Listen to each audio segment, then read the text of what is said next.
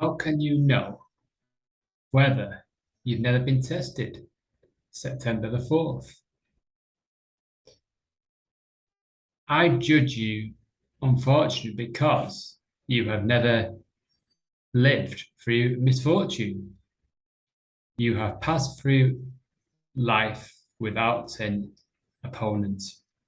No one can ever know what you are capable of, and not even you, Seneca and Providence 4.3. Most people who have gone through difficult periods in their lives come later to wear those experiences as badges of honor. Those were the days, they might say, even though now they live in much better circumstances.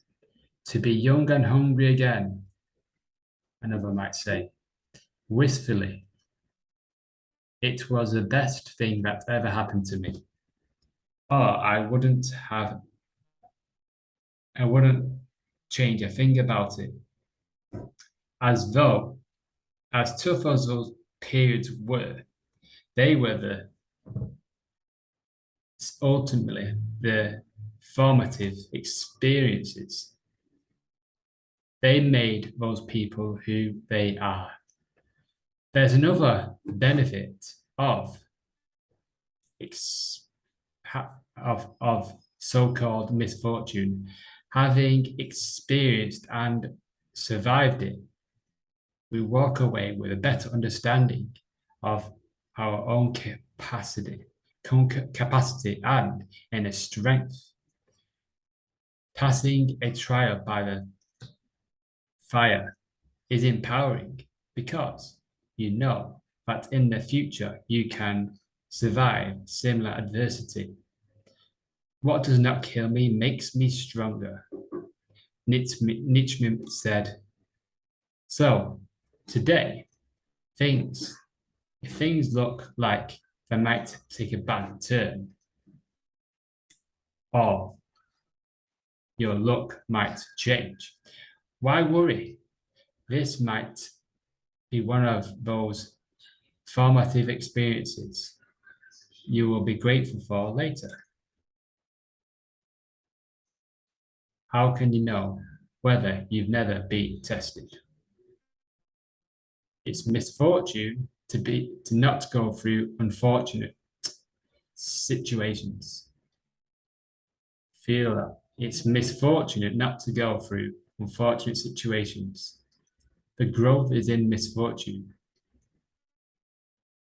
The growth is in having the opponent, facing the opponent, learning from it. What happened? Who was there? What did you do? How did you react? What did you feel? What would you do better next time? How could you forgive? How can you be compassionate and kind? What wisdom did you think back to previous perceived negative experiences? What did you learn? How did it make you better? How did it make you a better person? Can you Are you grateful for negative experience in the past? Just take a moment and think about those at the time, those when you're feeling, oh, this it's terrible, I'm losing this job. I'm so angry and resentful. Why are they doing this? They are so bad. Shouldn't do this. I'll never find a new job. I'll run out of money. I'll be abandoned. I'll be on the streets. I'll die. All these primal reactions, automatic survival reactions, and these fester if we are not conscious and aware and emotionally intelligent to know what's going on here, what's actually going on here in our bodies and mind and brain. We can develop an understanding that the circumstance situation is just showing you something that you can learn from. circumstance situations are not unfortunate in themselves. And you might be throwing things at the laptop or phone now. You might say, oh, Ashley, you don't know my story. I have bills to pay. I have kids. Who do you think you are? But that's the truth. It's what we covered. Situations and circumstances and things are what we covered.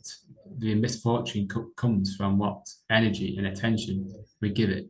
So if we're judging a negative experience as, oh, I don't want to experience this, go away. I just want to be comfortable. I don't want to go through negative experiences. Go away, go away. And you just, have you ever been like that? And you just another negative experience comes your way, and it's just all this negativity will just be attracted to you until you actually, okay, I'm going to face this now. I'm going to accept it. I'm going to knuckle down. I'm going to be compassionate. I'm going to be forgiving. I'm going to be generous and giving. What can I do for you? And be grateful that this experience is here. So I know that I will learn from it. I've learned from experiences in the past when as a baby, when I got to walk, I fell over and I got back up again and I fell over and I got back up again. I didn't sit there and say to myself, oh, I'll never walk again. Look at all those people walking. I'm so jealous and envious of those babies walking. No, we fell down, we get back up and we walked and walked. We learned about our body and the muscles and the limbs. And so we didn't have the baggage, right? As babies, children, that's the only difference. We didn't have the emotional baggage that we're carrying around now. But is it possible? Is it potential just to let go of these cases, these emotions, and is it possible to let go of guilt? Ask yourself, can I forgive guilt? Can I forgive shame? Can I forgive anger? Can I finally, after all these years, can I finally forgive what happened 20 years ago or 10 years ago or yesterday? Quicker the better. Can I move on? And understand, what did I learn from my experience? Can we ask the greater questions? Is one person who seeks revenge, is the one person who looks forward and gives and gives and thanks. There's one person who seeks revenge. There's one person who thanks the person for showing them, not in a sort of a arrogant way, just a knowing way, knowing the energy, understanding psychology and consciousness and awareness and emotions and feelings and the brain. It's like the knowledge is all there. The wisdom, the philosophy, we know the philosophy. So today, when you get that emotional trigger, this might mean that I might be struggling. So what am I going to do now? I'm gonna grab that addiction. I'm gonna push this down, or I'm gonna accept and just be with it and let it pass one day at a time. How can you know if you've never been tested? If you've never been tested? But we're not throwing ourselves in the fire. We're just waiting. We're not aiming for poverty or to lose our job, to lose things or to whatever. We're not aiming for that, but we're ready. We're prepared. And if it comes, we're ready.